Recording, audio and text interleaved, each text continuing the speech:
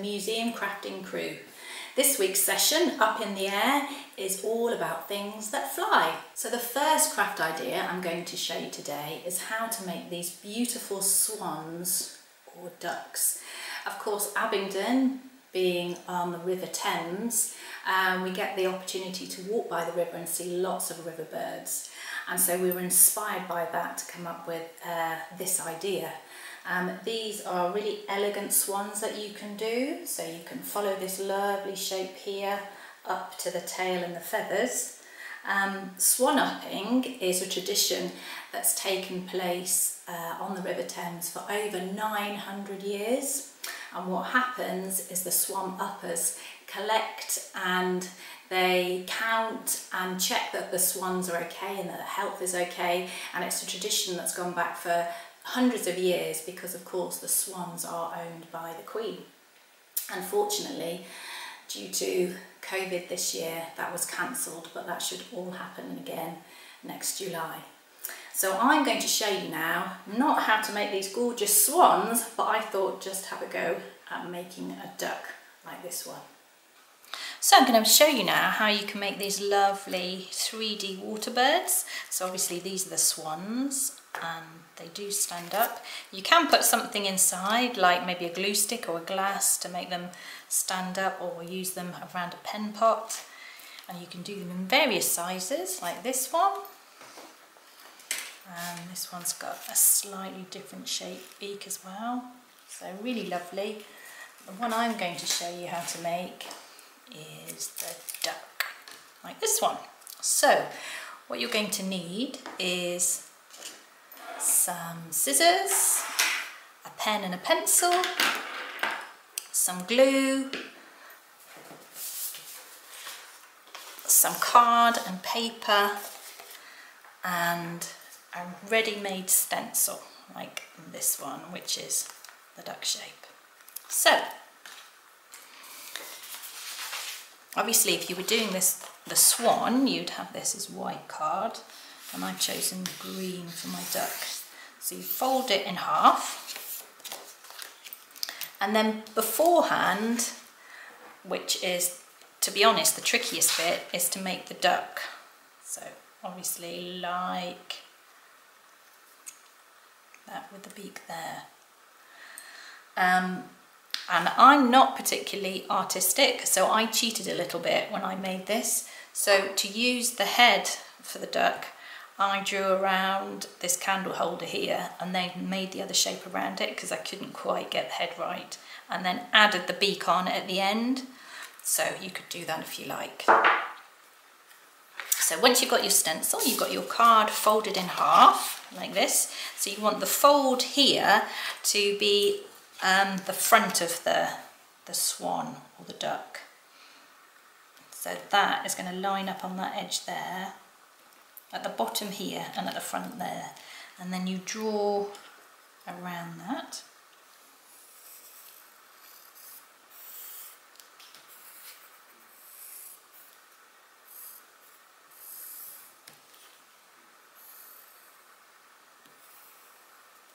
There we go. So the tail part is where the opening is on your card, and then you keep it folded and cut that out.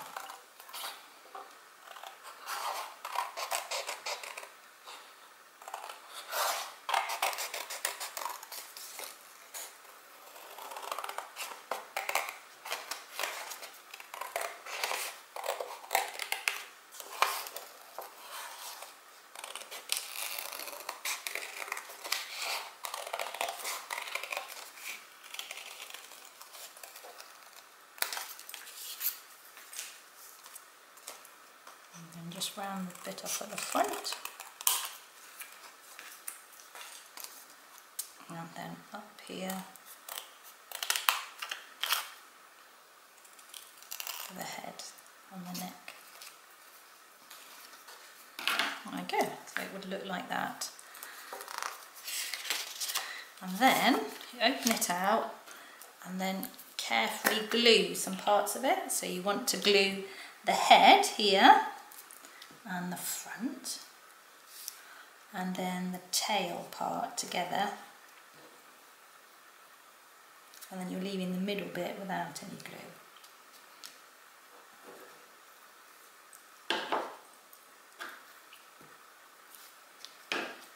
And then fold that over, press it down, and make sure that's stuck nicely. And then once you're happy that it's stuck, you kind of ease the ends, and it helps if you put something up inside it, something like a pencil, and then you hold the front and the back end and just fold it a little bit gently like that, and then it means it's 3D and it will stand up. And then you're ready to decorate it. So for the beak, I used a red card. Draw around that.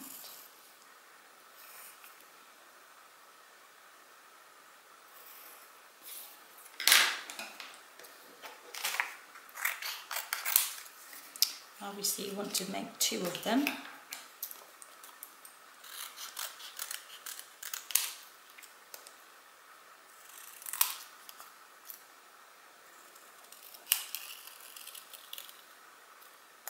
There we go.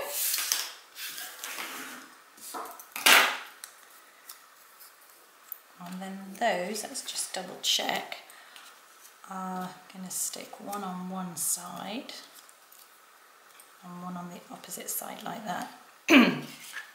So we're going to glue on the opposite sides. Glue here, here, and then stick those so that they overlap on the front of your duck. There we go, that's how we, whoops, make the beak.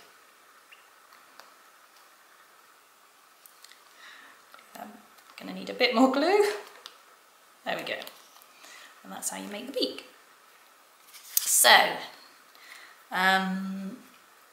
next the wings. So how we did that is just a piece of a different colour, or you can use the same one if you like. And then I drew around something that was about the right size to create a semicircle, like that. And then cut straight up to it, making sure you've got lots of paper this side, which you're then going to curl round the wing. So you want roughly about that much, so you end up with that sort of semicircle shape, and you've got 2 of them. And then you cut diagonal here, and then just straight up middle, something like that, and then diagonal at the end.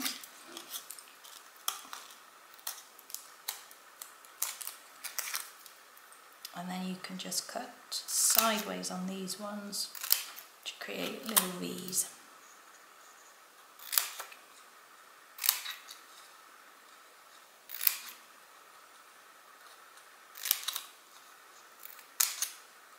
Okay.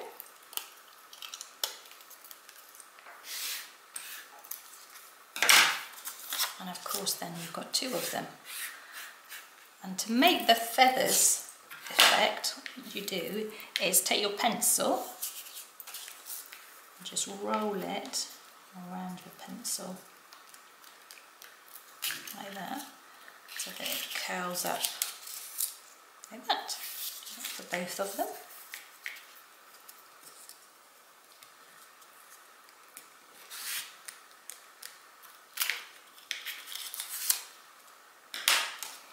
And then you're ready to stick them on. So just glue on the other side and then stick them where you want to.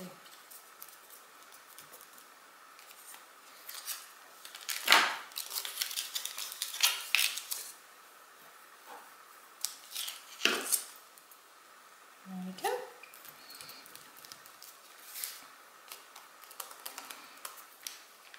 And then finally, add some eyes. We do one circle and then a smaller one, and then colour in the black. And then on the other side.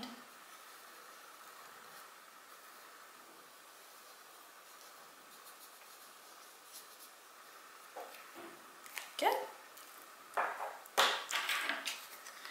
And there's your finished duck. Quack, quack. And if you've got them, you could add some feathers on as well, like I did on this one.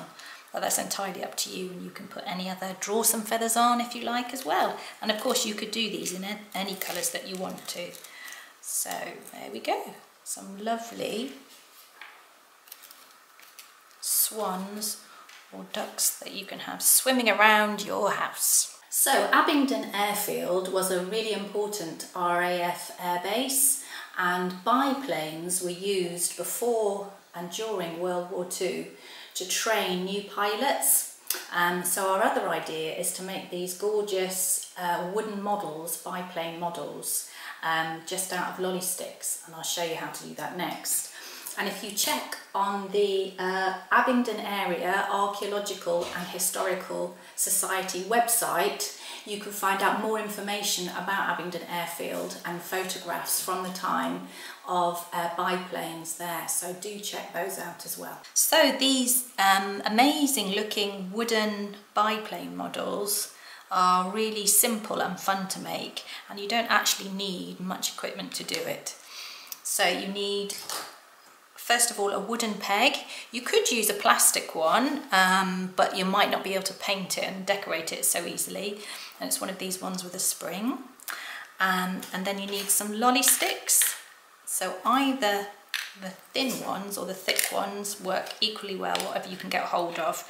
And if you can't get hold of lolly sticks, thick corrugated card would work well too. So first of all, you need to paint your peg, or you could use Sharpie pens or felt pens to colour it. So like you can see on here, it's blue and this one red. Leave that to dry, and then also paint your lolly sticks in whatever colours that you want, and maybe create a kind of pattern or a theme. And the shorter one is just one of these lolly sticks cut in half. You need a grown-up to help you to do that, either with really sharp scissors or a craft knife, so that you need a grown-up to help you with. And the same for this one, so a long lolly stick, and then this one cut in half, and with both of the ends cut off so that they match. And again, decorate those either with felt pens or paint, and leave them all to dry. Then once they're dry, you need some really strong PVA glue, and then again leave it all to dry so that you can finish it off. So you're just attaching the longer ones to the front and then the shorter one underneath to the back, and it's as simple as that. My sons actually really like this idea, and they said you could even use maybe a paper clip and attach some wheels on the back. You could try and add some maybe some targets for the wings and make it look like an authentic biplane. So you could do some research, some historical research as to the actual designs that they would have had on them.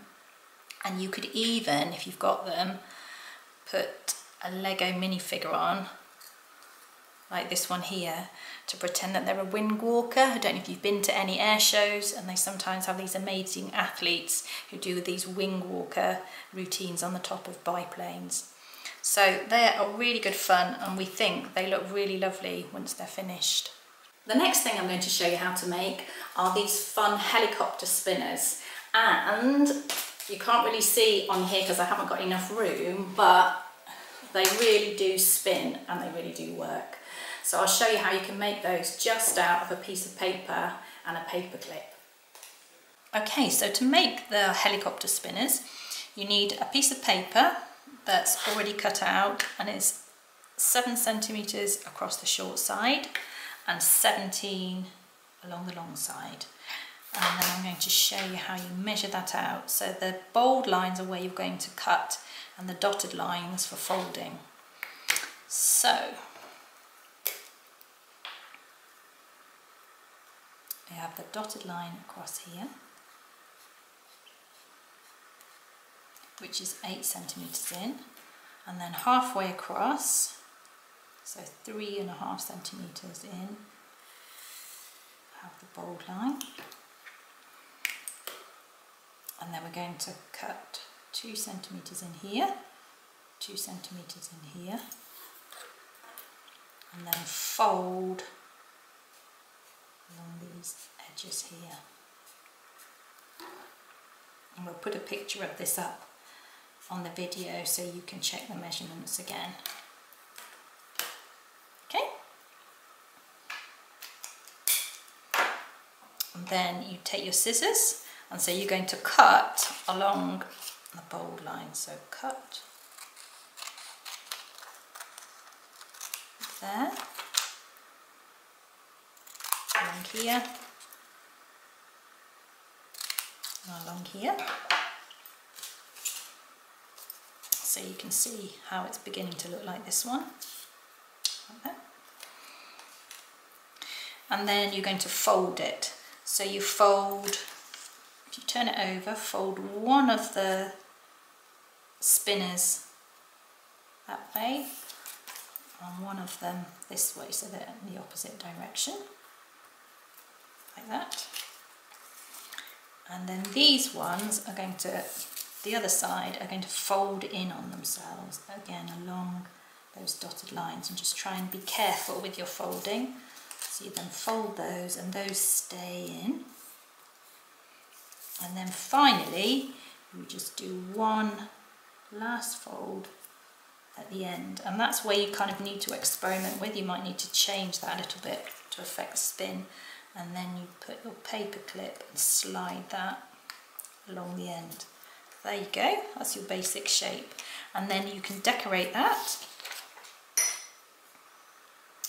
So I'm going to put some spots on it along here, like Margaret had done with hers.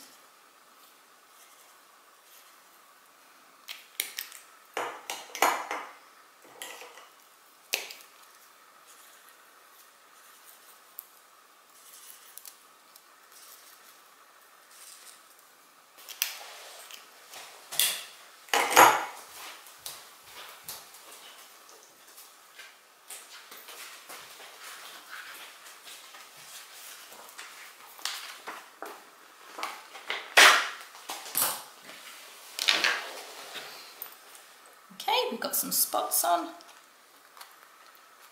and now I'm going to add some stickers.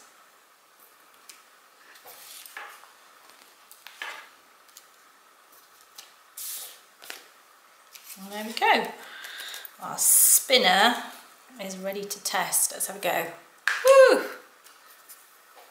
And they really do work really well.